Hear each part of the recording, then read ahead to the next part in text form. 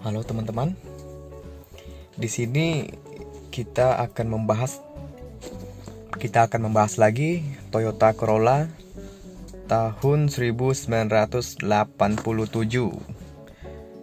Kali ini aku akan melihatkan bagian malamnya. Bagian malam dari Toyota klasik ini, Toyota tua ini, besi tua ini. Bagian malamnya begini. Sorry, ini pakai flash.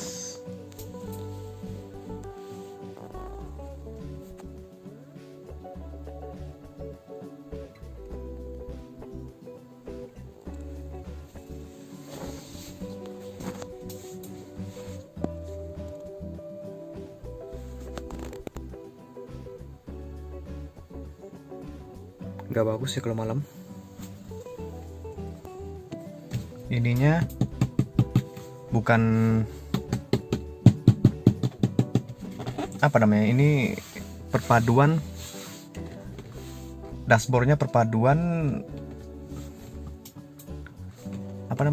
plastik sama apa nih, kurang tahu nih.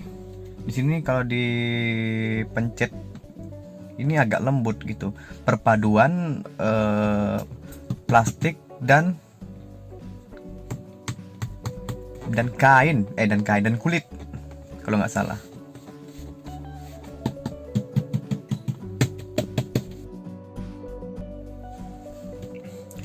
Oke, kita lanjut. Ini nih perpaduan bukan 100%-nya plastik ya. Masih ada jiwa-jiwa lembutnya gitu. Sini AC. Ini pencetan-pencetannya. Ya, kalau malam gini deh. Kalau bicara tentang speaker, ya gimana ya? Bisa di-upgrade lagi kok, bisa diperbaiki lagi kok. Karena saya malas gitu. Lebih baik mobil ini saya gunakan untuk keseharian gitu loh. Pergi-pergi kemana gitu. Laci penyimpanannya pun nggak ada apa-apa sih, cuman sisir.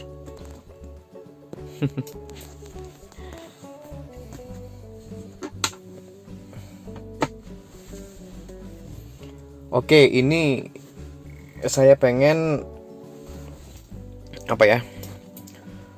pengen menanyakan. Ini kan pertama saya beli di teman bapak saya. Awalnya sih tuasnya ini nggak membengkok gini gitu. Awalnya sih lurus gini gitu loh. Ini kalau kelihatan dari belakang ini udah ke samping gitu loh. Nggak tahu, mungkin gemuknya habis atau apanya habis, jadi dia kelihatan bengkok gitu, bengkok ke kanan gitu. Ya, kalau mobil tua sih penyakitnya sih itu sih, tapi nggak ada masalah. Yang penting bisa dimasukkan giginya. Yang penting koplingnya nggak kenapa-napa. Ini dia guys. Dan ini juga mau diganti olinya. Itu udah 47. Dan mau ngisi bensin juga. Udah hampir race itu. Wih, tampilan klasiknya ya.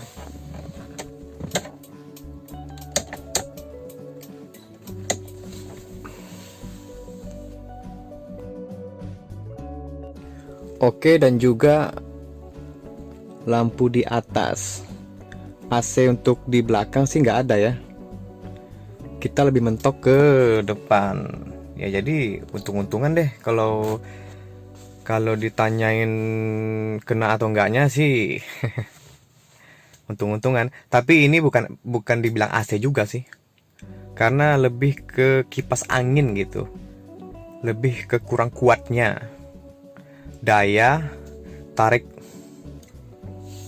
dari yang katanya AC ini gitu. Ya sayangnya masih begini. Ini lampunya kita nyalain ya. Masih terang guys. Bagi kalian yang mempunyai Toyota Corolla tahun 80-an deh, saya akan memberitahu kelemahan. Ya mungkin karena tua, bisa untuk hobi. Yang kelemahannya di setir. Setir masih goyang-goyang kalau jalan di jalan yang nggak rata. Jalan berbatu gitu, masih goyang-goyang gini. Masih bunyi-bunyi. Dan juga tidak power steering. Ya kalau ini banyak kempes, wah ribet deh. Apa namanya tuh? Atreknya keras gitu, bikin kita mempunyai otot lagi.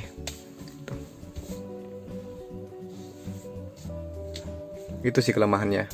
Dan juga starternya sih bisa kalau dihidupin, tapi kadang-kadang dia berbunyi gitu. Tapi sebentar kok, pas mau menghidupin yang kedua kalinya udah nggak lagi kok. Ya kita step by step deh mencari uang untuk restore lagi, restore dikit-dikit gitu. Yang penting adalah pertambahannya gitu loh.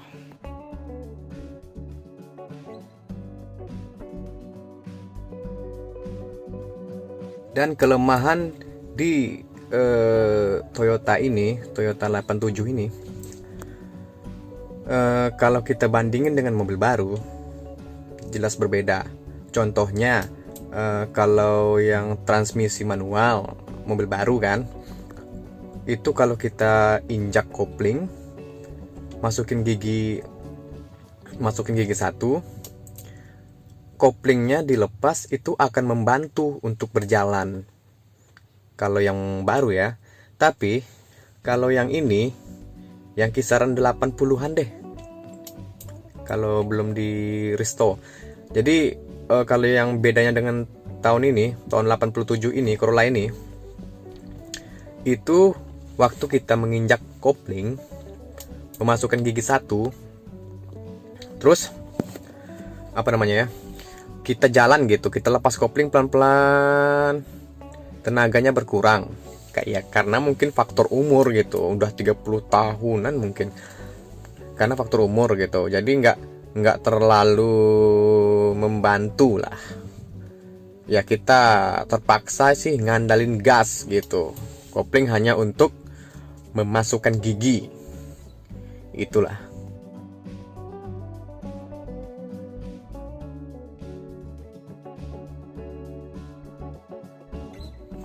Dan juga kita harus memperhatikan handrem.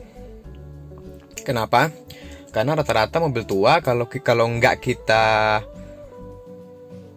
kita rawat, handrem ini nggak akan makan gitu. Karena mungkin udah lama. Contohnya saya pernah di pendakian.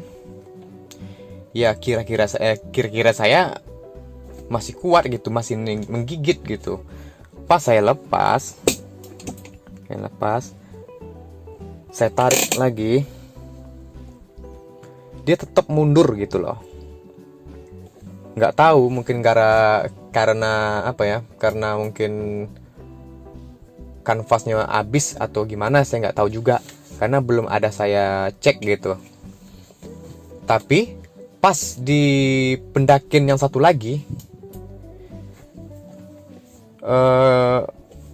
saya lepas handrem, saya tarik lagi, dia nggak seperti yang pertama.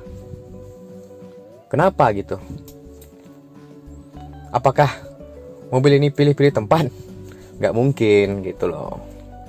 Jadi mungkin besok saya akan cek juga lah kanvas handremnya, mungkin bermasalah. Paling tidak kita ngecek yang untuk safety aja deh. Kalau masalah modif atau segala macem tunggu dulu deh. Kita palingan step by step cari uang gitu. Karena mobil ini bukan untuk, kalau bagi saya ya, karena untuk sementara, bukan untuk kontes atau segala macem.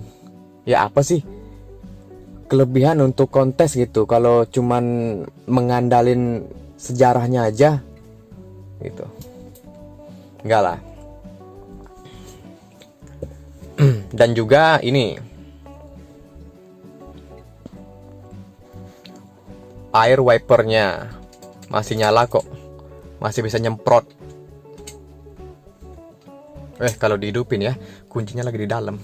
Udahlah, pokoknya bisa kok. Oke.